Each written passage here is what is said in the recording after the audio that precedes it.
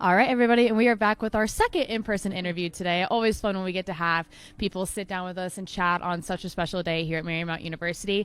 I am joined by the College of Business, Innovation, and Leadership Technology Dean, Anne Margot. How are you today? I'm well, thanks. I know. Too bad it's not a little bit warmer out here, but at least we have the sun. Am I right? At least we have It's the not sun. too bad. Let's get my warm sweater on. Hey, you got to dress for the occasion. You know what I mean?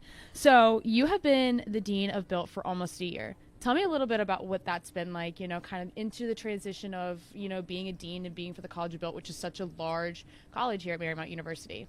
It's really been great. The best part about it is the faculty. We have incredible faculty. They're so committed to their students and to the student experience. And, it's always hard when you have a transition to a new leader and, people fear change. And everybody's been really super warm, welcoming, open to thinking about things in a different way. So that's been terrific, and I've really enjoyed getting to know our students. We have a really terrific group of students here at Marymount, so those have really been the high points so far.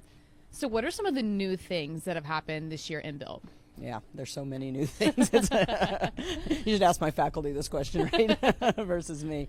One of the things we've really been focused on, some of it is mundane stuff that nobody's going to be all that interested in terms of thinking about process and procedure and how can we be, sort of more efficient and effective in what we do.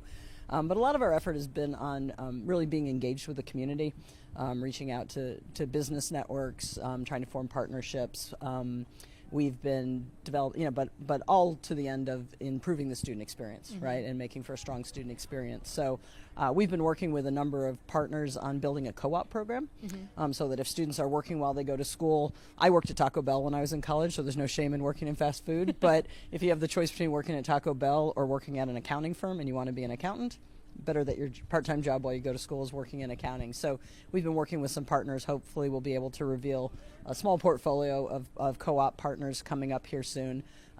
We've been looking at our curriculum, trying to make sure that our curriculum is up to date. So we've done some revisions to our accounting curriculum to integrate analytics and technology through specific new courses, but also to integrate it throughout the entire curriculum. So in every class, students will be having that opportunity.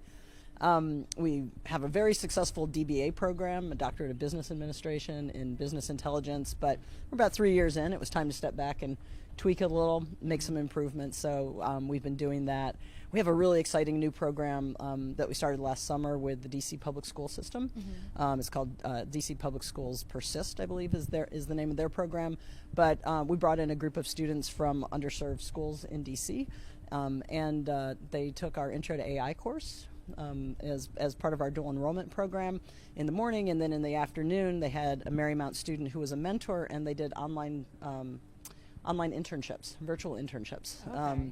So those are just a few examples of some of the things that have been going on this year. Yeah, that kind of leads me into my next question. So being with Marymount, being in Arlington, and having the nation's capital quite literally on our doorstep, how does the College of BILT continue to evolve to meet the newest employment needs, in the DC area? Yeah, and I think that really goes back to the networking question, right?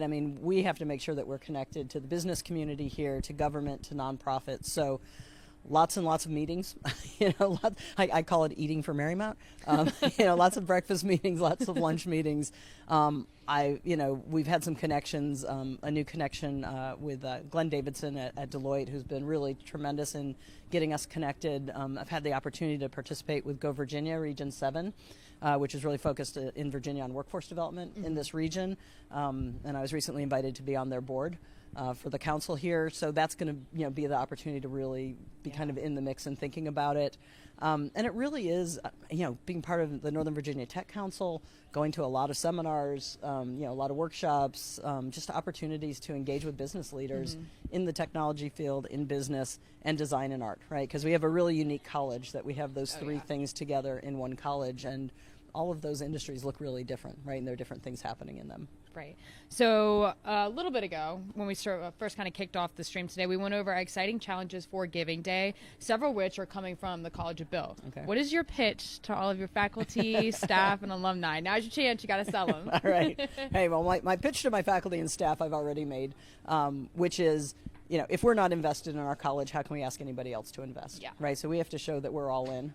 And that's why I personally have created challenges and matches, because I want people to know that I'm invested in our college and in Marymount, and I can't ask you to invest if I'm not willing to invest myself.